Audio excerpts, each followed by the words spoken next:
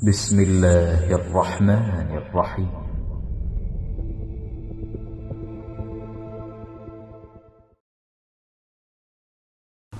Ораздағы адамның тағамның дәмін көрсе бола ма дейді. Енді бұл жағдай көбінесе мынау әйел кісілерге тән. Әйел кісінің тамақ дайындаған кезде, кішкентай балаға тамақ дайындаған кезде соның дәмін көру керек болып қалады, басқа болатын шығар. Ол оразасын бұзбайды. Сол жаңағы дәмін ғана тілмен көріп, ары қарай жұтпаса.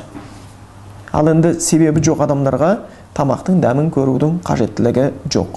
Бұл сондай бір қажеттілік туындаған адамдарға сондай бір жаңағындай маңызы ауыз бекітпеген құрметті қонақтар келіп қалып, соларға дайындап отқан тағамның тұзы бар ма, тұзы жоқ па деген мақсатта, болмаса кішкентай нәрестеге тамақ дайындау барысында соны анықтау мақсатында дәмін көрген болатын болса, оларға көруге рұқсат етіледі, бірақ сақтық жасау керек, сол дәмін көрген тамақты жұтып кетуінен. Егер жұтатын болса, ол оразаның бұзылуына себепкер болып қалады екен. Субханакаллахумма ва бихамдика, ашһаду ан ла илаха илля анта, астағфирука ва атубу илейк.